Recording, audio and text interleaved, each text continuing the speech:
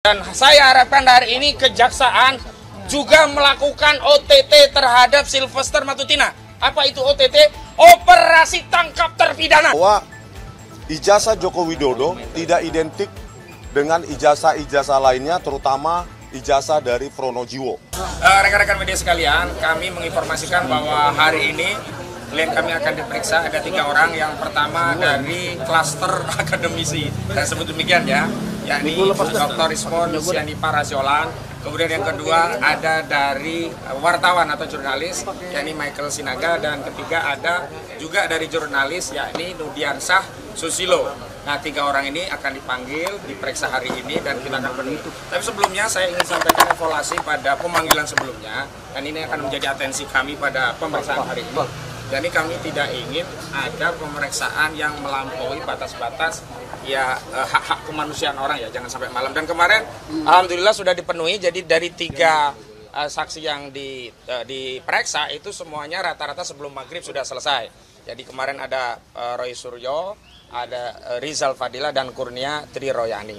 Dan terhadap ketiganya sebenarnya ada peristiwa-peristiwa yang tidak relevan ditanyakan, dan karena tidak relevan dan karena di KUHP diatur bahwa saksi hanya menerangkan apa yang dia lihat, dia dengar, dan dia alami sendiri, maka sejumlah pertanyaan tidak dijawab. Karena apa? Karena lokus dan tempus deliktinya tidak dihadiri oleh saksi. Misalnya Pak Roy Suryo ditanya di peristiwa 22 Januari 2025. Tentu saja Roy Suryo tidak bisa menjawabnya karena memang di 22 Januari 2025 itu tidak ada di lokasi.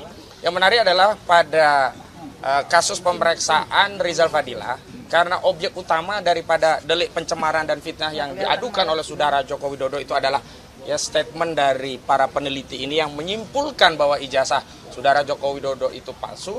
Maka Rizal Fadila selaku pihak yang dipanggil sebagai saksi meminta untuk terlebih dahulu diperlihatkan bukti ijazah yang dimiliki oleh pelapor yang konon kabarnya sudah disita oleh penyidik Polda Metro Jaya.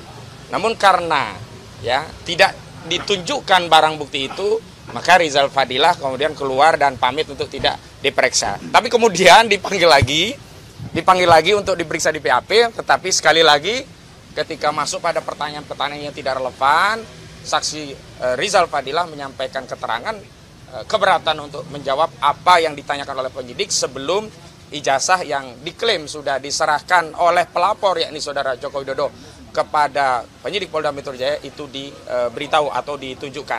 Nah, untuk Kurnia Triroyani juga sama, cuman Kurnia Triroyani agak lama. Dan sama dengan yang lainnya, ya diperiksa dalam salinan berkas sampai 24 berkas, dan ini yang menjadi lama. Khusus Pak Roy Suryo itu ada 114 pertanyaan tapi hanya 85 saja ya yang kemudian dijawab dengan ya katakanlah ya copy paste begitu, karena memang banyak yang tidak diketahui, hanya sekitar 15 yang memang berkenaan dengan peristiwa yang dialami Pak Roy Suryo, maka dijawab. Selebihnya Pak Roy juga berkeberatan karena memang tidak ada dalam peristiwa-peristiwa yang ditunjukkan. Apa peristiwanya? Yakni sebenarnya peristiwa-peristiwa itu masuk kategori kemerdekaan berpendapat di hadapan publik yang itu dijamin dalam pasal 28 Undang-Undang Dasar 1945. Apa ya? Sejumlah podcast, statement baik yang ada di depan Barreskrim, di TV, di iNews, ada dari iNews ya? Ya, statement di iNews pun dipersoalkan begitu ya. Kemudian ada di sejumlah media-media lainnya, dan ini tentu saja kami ingin sampaikan pada kawan-kawan media, ini ancaman kemerdekaan berekspresi yang ini tidak saja sedang mengancam para terlapor atau saksi-saksi yang hari ini hadir, juga kemarin yang diperiksa, tapi ini mengancam kemerdekaan berserikat, berkumpul, dan menyampaikan pendapat, juga kebebasan berekspresi, terutama ya ini akan mengancam tugas-tugas jurnalisme dalam menyampaikan kabar kepada publik. Padahal banyak saksi yang hadir itu dia hanya nyuting, hanya mengupload dan kemudian menyebarkan, tidak terlibat dalam statement di acara-acara yang diadakan atau statement-statement dari tokoh-tokoh yang berkenaan. Tapi tetap saja ditarik sebagai pihak. Bahkan di klaster kedua itu ada 12 terlapor. Kalau sebelumnya hanya 5 terlapor yang sebelumnya juga tidak disebutkan nama secara lengkap, hanya inisial, yakni ES, ya RS, RES, TT, dan K. Tapi kemudian kita tahu hari ini ada 12 terlapor yang juga tidak diakui oleh saudara Joko Widodo sebagai pihak yang mencemarkan dirinya. Berulang kali saya tegaskan saudara Joko Widodo ini pengecut. Nah, dia merasa dihinakan, merasa direndahkan, tapi tidak tunjuk hidung siapa orang yang hanya menyampaikan peristiwa. Kalau dalihnya ini teknologi digital, khawatir AI ya, nggak masuk akal. Buktinya Pak Yusuf Kalla keluarganya melaporkan, itu kan juga video, tapi langsung tahu yang dimaksud itu adalah Sylvester Matutina. Nah, kepada hal itu, maka hari ini saya akan spill dulu ya, karena ini bagian dari kasus ini. Pertama, saya ucapkan selamat kepada Komisi Pemberantasan Korupsi yang telah mampu melakukan OTT terhadap Emmanuel Ebenezer Wamenaker ya, yang terduga kasus korupsi. Dan saya harapkan hari ini Kejaksaan juga melakukan OTT terhadap Sylvester Matutina. Apa itu OTT? Operasi tangkap terpidana, ya. Jangan sampai ada terpidana masih bisa berkeliaran yang belum punya status saja, ya, belum punya status loh itu. OTT itu belum punya status, ya. Emmanuel Ebenezer itu belum punya status, tapi bisa ditangkap. Kenapa terpidana, ya? Ini kok nggak ditangkap kemarin alasannya sakit. Jangan-jangan bener nih Sylvester lagi mencret-mencret di rumah ini. Ketakutan luar biasa, takut ditangkap oleh jaksa. Bagi jaksa nggak usah pedulikan mau mencret kayak mau ngapain kayak, tetap tangkap. Karena itu adalah tugas, kewenangan dan tanggung jawab jaksa, ketimbang institusi kejaksaan tercoreng ya.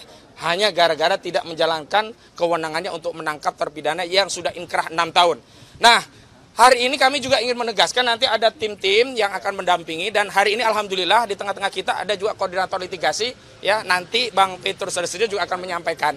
Baik, ke prinsipal dulu ya. Tapi yang jelas kami nanti akan batasi bahwa pemeriksaan maksimal maghrib. Ya, jika memang dibutuhkan waktu tambahan reschedule. Kita ini warga negara, nggak lari seperti Sylvester Matutina. Panggil ulang nggak apa-apa. Jangan memaksakan sampai jam 4 subuh seperti yang dialami oleh saksi Sunarto. Baik, untuk yang pertama kali saksi yang akan diperiksa adalah Rismond Sianipar Hasiolan. Kepada Pak Rismond dipersilakan. Makasih, Bang. Ya, lanjut aja. Ya. Agak ke tengah dikit, ya. Agak ke tengah ya. Bang, agak geser. Buku biar konsen buku tapi ya. Oke. Oh, iya. Mau Mau dipamerin Mau sekalian. dipamerin. Iya, Nah, jadi apa namanya, kita membuktikan sekali lagi bahwa ini akan di grand launching tanggal 27 Agustus ya, sekitar 700 halaman. Nah, berisi itu tidak ada apa namanya statement-statement tanpa dasar, apalagi dituduh untuk kebencian maupun apa namanya kebohongan. Di sini sangat teknis yang kami tulis ya, bertiga, dan itu membantah kesimpulan dari Dirtipidum ya di Bareskrim bahwa ijazah Joko Widodo itu identik. Nah, di sini kami bantah secara ilmiah, secara teknis dan secara saintifik ya, bahwa ijazah Joko Widodo tidak identik dengan ijazah-ijazah lainnya, terutama ijazah dari Pronojiwo. Banyak metode forensik yang kita tuliskan, dan ini di dalamnya ada kode program ya, kode program bisa direkonstruksi, bisa diuji ya, di-challenge, didiskusikan oleh mereka yang punya kemampuan untuk itu.